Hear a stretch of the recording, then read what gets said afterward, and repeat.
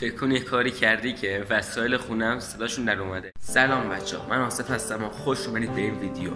بچه‌ها این ویدیو در مورد اینه که کاری کردی که وسایل خونم به صدا در اومده. بچه‌ها امیدوارم که از این ویدیو حمایت کنید، لایک، سابسکرایب، کامنت بذارید. بچه‌ها اینا واسه من خیلی انرژی میده. شاید برای شما زیاد پروسه طولانی نباشه ولی به من کلی انرژی میده. امیدوارم که از این ویدیو هم مثل بقیه ویدیوها حمایت شه، چون بقیه ویدیو هم خوب بودن. 80 ویو رو خوردم با چند تا لایک که من خیلی راضیم. دیگه نمیخوام زیاد وقتتون رو بگیرم. بابت صدام ببخشید، یه ذره من مریض شدم و در ویدیو بعدی سعی میکنم بهتر باشم، یعنی خیلی بهتر باشم. وقتتون رو زیاد نمیگیرم، بریم سراغ ویدیو. همتون رو دوست دارم. هی خدا، بریم یه چیزی از یخچال برداریم بخوریم، گشنمونه. تو کی دیگه؟ من یخچالم ابله. یخچالم مگه حرف میزنه؟ عجبا، بکشم همه چیز بردارم بخورم. دست به من نزن. باشه بابا، حالا من چیکارت کردم؟ مرتی که من در خونتونم هستدی میای منو در باز میذاری میری. خب ببین داداش، میتونیم با هم دیگه مسالمت آمیز تمومش کنیم. گمشو. هی خدا، این یخچال بی پدرم نذاش ما یه چیزی برداریم بخوریم. این لباسون رو بریم بشیم توی لباسشویی. خسته شدم. فلج اطفال، گم شو اونور. تو دیگه چرا ناموسه؟ یادت اون روزایی که سه تا کفش توی من بدبخت می‌کردی؟ زر نزن بابا، اینا رو زود بشور بعد برم بیرون، کار دارم. کاری نکن کلاه بره تو هم دیگه پسر جان. یا این راه تو من در میاری یا خودت تو هفت جد تا تو داخل همین لباسشویی میشورم. عزیزت زیادی داری زر میکنی داداش، درتو میبندم ها. دلغه که به درد نخوری اینا رو در میاری، جاپا میشن با 220 ولت برق پدرتو در میارن. زود در بیار، بدو اونو بردار. باشه ولی من میدونم و تو. خوشگلی. خب دیگه امروز هم که نشد کاری بکنیم. این وسایل خونه ریتن به اعصابم، منم میرنم تو این زندگی که من دارم. بزن به چاک.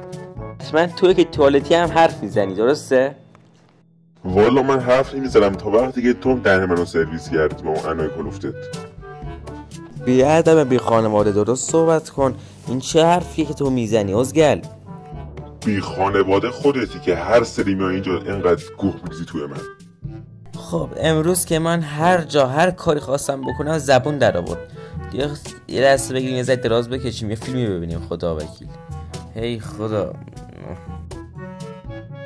این کنترل چقدر سفته. ای دست نجس تو رو من بردار کسافت. خب میدونم که تو هم حرف میزنی، فقط بگو خواهشاً سریع مشکل تو بگو. بدو اونور. نمیتونم بگم، با چی ندارم. همه رو پام از درد داره میشکنه، از صبح سر پام دارم کار میکنم. پاشو از روی من اندر. آی خدا، خسته شدم از دست شما. تو بگو دیگه چه مرگته ازگل لعنتی. من اتفاقا با تو خیلی کار دارم. یادت دیشب اون مهمون 150 کیلومتر رو من نشست؟ من خریدم ازگل کثافت. اصلا من تو رو خریدم، تو وظیفته که من هر مهمونی میرم بتونه رو تو بشینه. اصلا تو چی کاره ای؟ بابت تو پول دادم.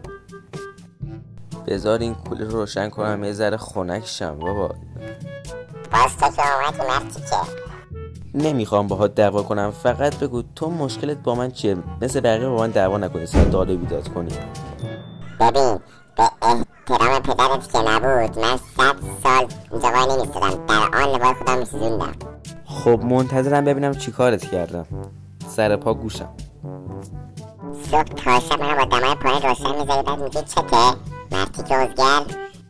ولی دم کولر گرم خنک هم که نظره درست قرضت، ولی الان میتونم کفش شما بذارم. میذاره جون گرفتم. آی کمرم، آی. همتون اعصابم خورد کردید، همتون یه علید. اصلا همتون رو میخوام بفروشم، ریدین تو اعصابم همتون. هر وسایلی که تو این خونه است. عزیزم من غلط کردم، من اصلا چیزی بهتون نگفتم، فقط گفتم یه ذره آب کفش رو بذار، یه ذره پایه هم درد میکنه. بهتر شدم میگم اصلا با هم کنار بیم.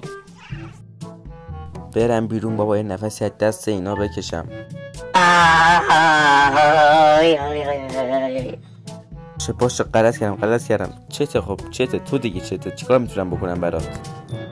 الان تنها کاری که میتونی برام بکنی اینه که یه ذره روغن بریزی لای این جرزای من و لای این لولا هم. دارم درد میرم، هر سه من آواز میکنی نیم ساعت بعد ناله کنم. حل عزیزم، الان برات میارم مثل میزن لای اون لولاهات که مثل روز اولت چی. بوس بهت جیگر.